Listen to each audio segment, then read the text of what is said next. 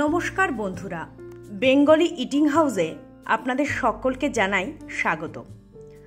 আপনাদের সামনে সম্পূর্ণ নতুন একটা রান্না নিয়ে চলে এসেছি। গরম পড়েছে বলে কি আমরা খাসির মাংস খাবো না? তাই তো নিয়ে এসেছি খাসির মাংসের পাতলা ঝোলের রেসিপি। কিভাবে রান্নাটা করেছি চলুন দেখে নেওয়া যাক। আমি এখানে 750 গ্রাম খাসির মাংস নিয়েছি।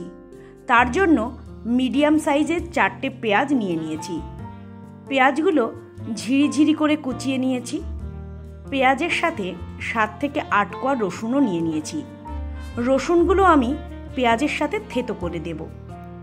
মাংস ম্যারিনেটের জন্য আমি কিছু উপকরণ নিয়েছি।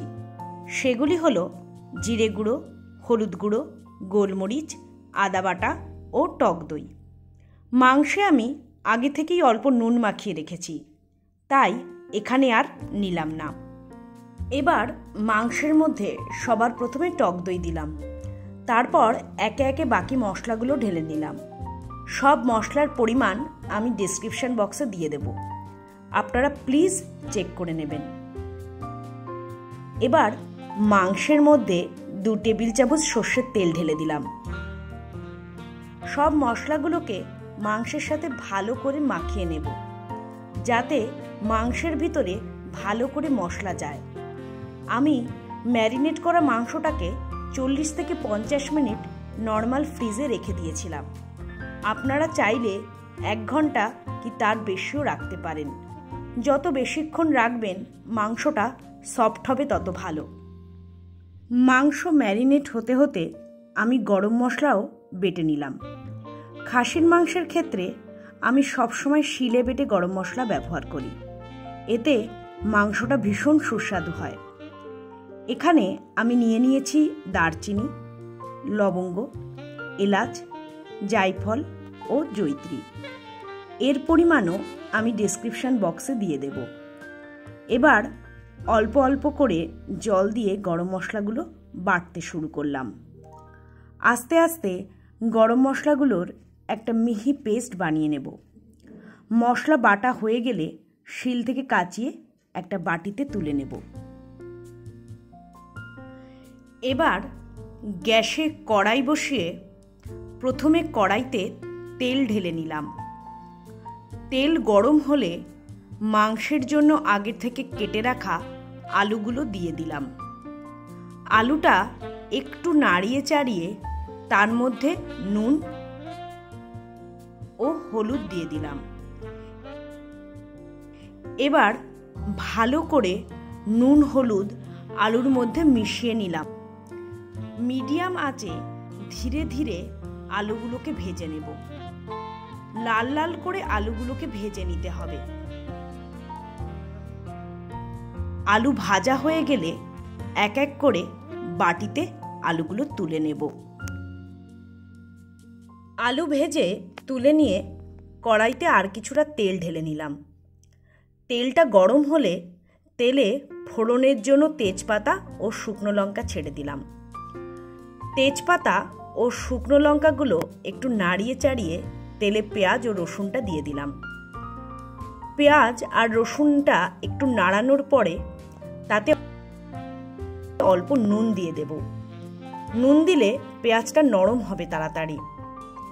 নাড়াতে নাড়াতে যখন নরম হয়ে যাবে পেঁয়াজটা, মাংস কষানোর জন্য জিরে বাটা, আদা বাটা ও কাশ্মীরি লঙ্কার গুঁড়ো দিয়ে যে পেস্টটা বানিয়েছি সেটা ঢেলে দেব। ভালো করে মশলার সাথে মিশিয়ে পেঁয়াজটা কষতে থাকবো। এরপর এর মধ্যে 1 চামচ চিনি দেব টেস্টটা ব্যালেন্সের জন্য। তারপর কষাতে কষাতে 5 থেকে 6টা কাঁচা লঙ্কা চিড়ে দেব। লঙ্কাটা আপনারা যেমন ঝাল খেতে পছন্দ করেন সেই মতো দেবেন। পেঁয়াজ ভাজা হয়ে গেলে এক এক করে ম্যারিনেট করা মাংসগুলো কড়াইতে দিয়ে দেব।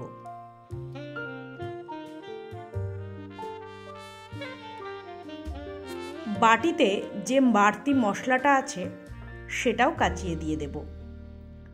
দেখুন মাংসের চর্বিগুলো আমি দিইনি। কষানোর সময় চর্বি দিলে সেটা গলে যাবে, তাই ওটা পরে দেব। এরপর ভালো করে মাংসটা কষাতে থাকব। কষাতে কষাতে যখন মাংস থেকে তেল ছাড়তে শুরু করবে, মাংসের মধ্যে একটা সুপুরি টুকরো করে দিয়ে দেব। সুপুরি দিলে খাসির মাংস ভালো নরম হয়। এরপর লো টু মিডিয়াম আঁচে মাংস কষাতে থাকব যতক্ষণ না মাংস সিদ্ধ হচ্ছে। খাসির মাংস আমি প্রেসারে দিই না। প্রেসারে দিলে মাংসের টেস্ট হাতে কষানোর মতো ভালো হয় না। হাতে কষালে হয়তো সময় লাগে একটু বেশি, কিন্তু মাংসের টেস্টটা হয় দ্বিগুণ। কষানো যখন প্রায় হয়ে আসবে, তখন ভেজে রাখা আলুগুলো মাংসের মধ্যে দিয়ে দেব। আলু দিয়ে একটু নাড়িয়ে চাড়িয়ে মাংসের চর্বিগুলো মিশিয়ে নেব। এবার আগে থেকে গরম করা জল অল্প অল্প করে কড়াইতে ঢেলে দেব।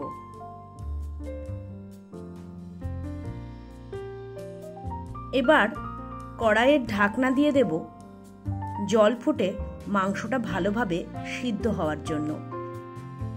মাঝে মাঝে কড়াইয়ের ঢাকনা নামিয়ে দেখে নেব মাংসটা সিদ্ধ হয়ে এসেছে কিনা।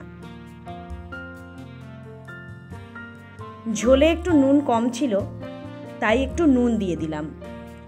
আপনারা নুনের পরিমাণটা আপনাদের স্বাদ মতো দেবেন। ঝোল ভালোভাবে ফুটে গেলে বেটে রাখা গরম মশলাটা কড়াইতে ঢেলে দেব। গরম মশলা দিয়ে একটু নাড়িয়ে নিয়ে গ্যাস অফ করে দেব। আমাদের খাসির মাংস একদম তৈরি। এবার অল্প অল্প করে কড়াই থেকে একটা বাটিতে ঢেলে নেব। আপনাদের যদি আমার এই রান্না ভালো লেগে থাকে, তাহলে প্লিজ লাইক করে সাবস্ক্রাইব করে দেবেন। সবাই ভালো থাকবেন, সুস্থ থাকবেন। আজ এই পর্যন্তই।